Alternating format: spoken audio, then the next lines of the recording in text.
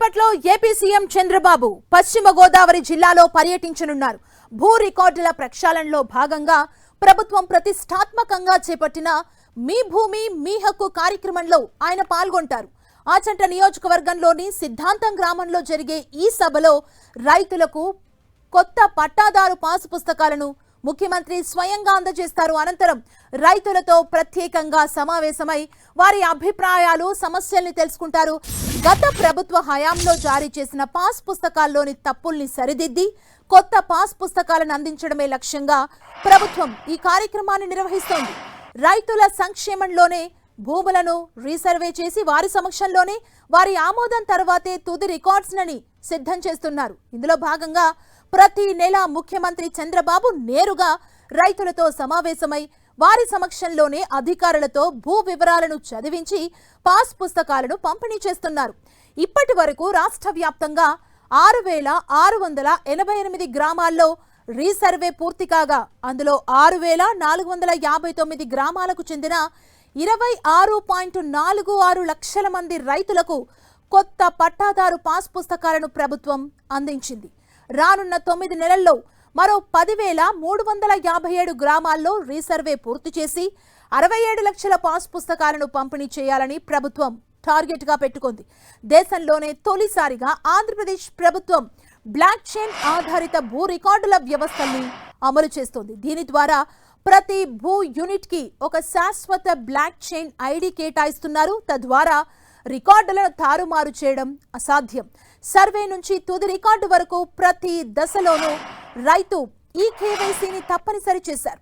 కాసేపట్లో సిద్ధాంతం గ్రామానికి చంద్రబాబు చేరుకోనున్నారు. అక్కడ మీ భూమి మీ హక్కు ప్రజావేదిక సభలో పాల్గొంటారు. మధ్యాహ్నం 2:30 గంటలకు రైతులతో ప్రత్యేకంగా సమావేశమవుతారు. ఆ సమావేశం తర్వాత టీడీపీ శ్రేణులతో సమీక్ష నిర్వహిస్తారు చంద్రబాబు.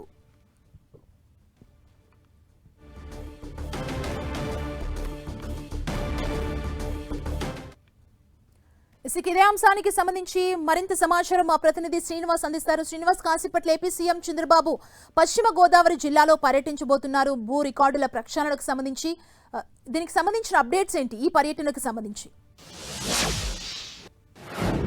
ముఖ్యమంత్రి చంద్రబాబు నాయుడు ఉదయం 11 గంటలకి ఈ ప్రాంతానికి చేరుకున్నారు. దీనికి సంబంధించిన అధికారులు ఇప్పటికే అన్ని ఏర్పాట్లు కూడా పూర్తి చేయడం జరిగింది. అంటే ముందుగా రేపు ఈ కార్యక్రమాన్ని నిర్వహించాలని తలపెట్టారు. కానీ ఈ రోజు మృగశిర కార్తె అంటే రైతులకు కూడా కొంత అనుకూలంగా ఉంటుంది. ఈ నేపథ్యంలోనే రైతులకు మృగశిర కార్తె రోజునే ఈ పట్టాదారు పాస్ పుస్తకాలు అందించాలని చెప్పి నిర్ణయించి ఒకరోజు ముందుగానే ఈ కార్యక్రమాన్ని సీఎం పర్యటన అంతా కూడా నిర్ణయించడం జరిగింది. అయితే ఆగమేఘాల మీద అధికారులు పూర్తి స్థాయిలో అన్ని ఏర్పాట్లు కూడా చేయడం జరిగింది. దీనికి సంబంధించి ఉదయం 11 గంటలకు ఈ ప్రాంతానికి హెలిప్యాడ్ లో చేరుకుంటారు. అక్కడ నాయకులు, ప్రజాప్రతినిధులు, స్థానికంగా ఉన్నటువంటి కార్యకర్తలందరూ కూడా స్వాగతం పలుకుతారు. నేరుగా ఆయన సభా ప్రాంగణం వద్దకు చేరుకుంటారు. అక్కడ రైతులు ఏర్పాటు చేసినటువంటి వివిధ రకాల పంటలకు సంబంధించినటువంటి రైతులు ఏర్పాటు చేసినటువంటి స్టాల్స్ నుండి కూడా ఆ ఎగ్జిబిషన్ ప్రారంభించి అక్కడ స్టాల్స్ నుండి కూడా సందర్శించి రైతులు పండిస్తున్నటువంటి పంటలు, అలాగే సేంద్రియ పద్ధతిలో పండిస్తున్నటువంటి పంటలకు సంబంధించినటువంటి రకాలు, అలాగే క్వాలిటీ వీటన్నిటిని కూడా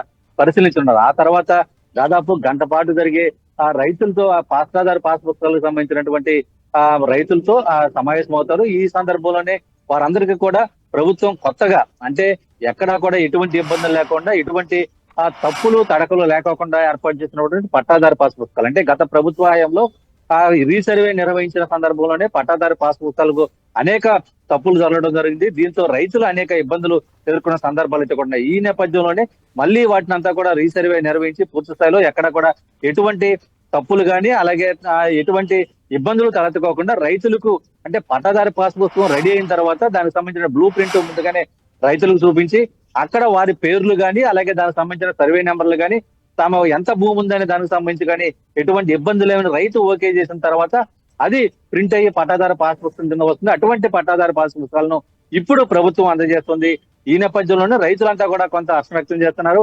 అయితే మధ్యాహ్నం సమయానికి సంబంధించి కూడా 1 గంట లంచ్ అవర్ తర్వాత ఆయన నేరుగా రైతులతో ముఖాముఖి సమావేశం, అంటే నేరుగా రైతులు పండిస్తున్నటువంటి పొలాల్లోకి వెళ్ళి అక్కడ రైతులతో ముఖాముఖి సమావేశం నిర్వహించడం జరుగుతుంది. అంటే రైతులు లాభసాటిగా వ్యవసాయం చేయడానికి ఎటువంటి చర్యలు తీసుకోవాలి ప్రభుత్వం, అలాగే పండిస్తున్నటువంటి పంటలకు సంబంధించిన గిట్టుబాటు ధర ఏ విధంగా ఉంటుంది, అంటే వరదలు అలాగే తుఫాన్లు వచ్చిన సమయంలో రైతులు నష్టపోతే ఓకే, వాళ్ళు శ్రీనివాస్. ఏ విధంగా బయటపడాలి దాని మీద పూర్తి స్థాయిలో రైతులతో ముఖాముఖిగా రైతులతోనే నేరుగా అభిప్రాయాలు తెలుసుకుని వారితో సీఎం చంద్రబాబు చర్చిస్తారు. ఆ తర్వాత క్యాడర్ తో అంటే ముఖ్యమంత్రి చంద్రబాబు నాయుడు ఎక్కడికి వెళ్ళినా ఆ నియోజకవర్గంలోని క్యాడర్ తో ప్రత్యేకంగా సమావేశం అవుతుంటారు.